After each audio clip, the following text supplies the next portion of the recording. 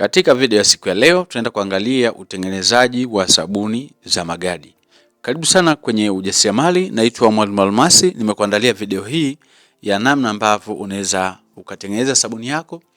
Siku ya jana tuliangalia namna tulivyokoroga na leo tunaendelea na utengenezaji katika njia ya ukataji.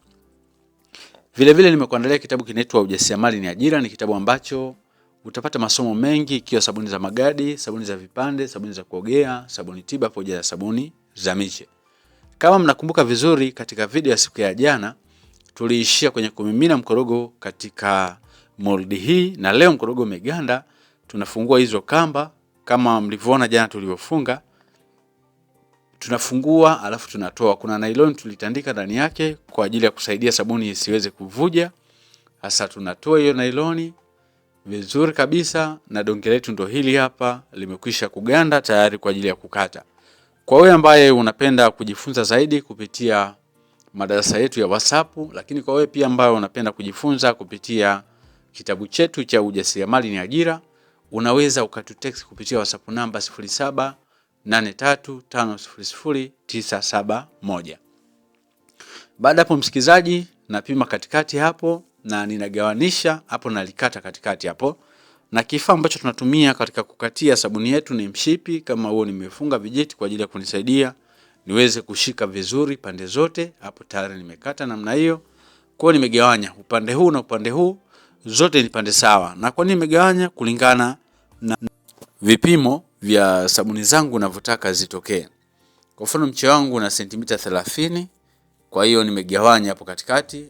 Ile donge zima lina sentimita 60, kwa hiyo nikagawanya katikati na nikapandisha donge moja juu ya meza kwa ajili ya ukataji. Sasa ninaanzaje kukata? Niliwaambia kwamba ukitaka kukata sabuni vizuri ya magadi lazima uwe na vibao. Na vibao ambavyo unapaswa kutumia viwe sampuli au kipimo cha mche ambao unatazamia kutoa.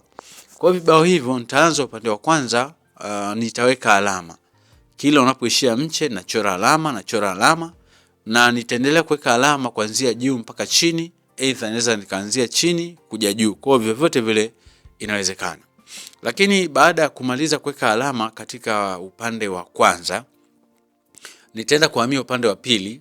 Hivi vibao vyangu vyote na vipeleka upande wa pili, na hapo pia kwenye upande wa pili vinakohamia vibao ndiko sehemu ambako atasimama mtu ambaye atashika mshipi kwa ajili ya kukata sabuni yetu ya siku ya leo.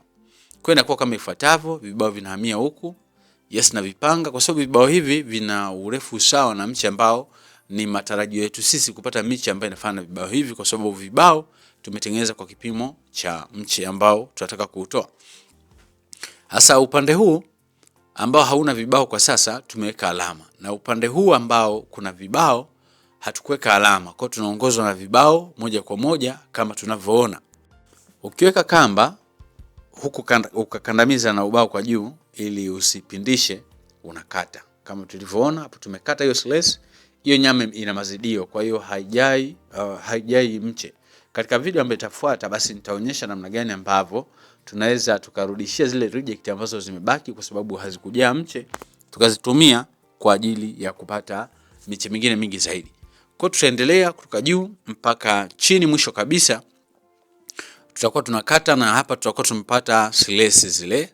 Hapa bado hatujapata miche ambayo tunaitazamia. Kwa hatua ya kwanza tunasimamisha vibao, tunapata hizi slice. Sasa hizi slice ambazo tumezipata tunafanyaje ili tupate miche ambayo tunaikusudia? Tunachukua hizi slice, tunasimamisha wima. Baada ya kusimamisha wima, tutachora alama tena kwa vibao, lakini alama kwa wakati huu hatutasimamisha vibao juu, tutalaza vile vibao vyetu. Kwa wewe ambao unatamani kujifunza zaidi, mimi nakualika karibu kwenye madarasa yetu kupitia WhatsApp namba 0783500971. Namba ziko hapo kwenye screen, unaweza kuziona au unaweza kujipatia nakala ya kitabu kinaitwa Ujasiriamali ni Ajira. Kwa hiyo tunasimamisha madonge yetu juu. Tukisimamisha namna hii, tunachukua vile vibao vyetu. Mwanzo tuliweka alama kwa kusimamisha vibao pia. Hasa kwa sababu donge limesimama, basi vibao tutaweka alama kwa kulaza vile vibao ambavyo vina urefu, kimo pamoja na upana wa mche ambao tunatarajia kutoa. Tumepanga vibao tayari. Baada ya kupanga vibao vyetu, tunachora alama. Yes, unaweka alama mwanzo mpaka mwisho. Baada ya kukamilisha zoezi zima la kuweka alama, tunahamisha vibao tena ule upande wa pili. Upande wa pili, kumbuka, hakuna haja ya kuweka alama isipokuwa tutaongozwa na vibao vyenyewe. Ile upande wa kwanza tunaweka alama kwa sababu tutakuwa tunaweka mshipi. Upande wa kwanza mshipi, upande wa pili tunaongozwa na vile vibao ambavyo vina urefu, kimo pamoja na upana wa mche ambao tunaukusudia. Namna hiyo, upande wa kwanza nafuatisha kwenye alama, alafu upande wa pili naweka kibao namna hiyo, ninavuta. Hapo tayari nimekwisha kukata vizuri kabisa. Kama nimekata, basi hizi ambazo zimezidia, ambao vibao vyangu havijafika huko juu kwenye kuweka alama, tunatoa kwa sababu ya uchache wa vibao ambavyo tunavitumia siku ya leo. Kwa hiyo tutakata tena hili donge lingine hapa. Ila kwa sasa tunatoa hizi za juu hapa, alafu tunaendelea kukata ile donge la kwanza. Kwa hiyo tunakata mpaka tunamaliza kwa kutumia vile vibao pamoja na alama ambazo tumezichora kupitia vile vibao ambavyo tunavitumia.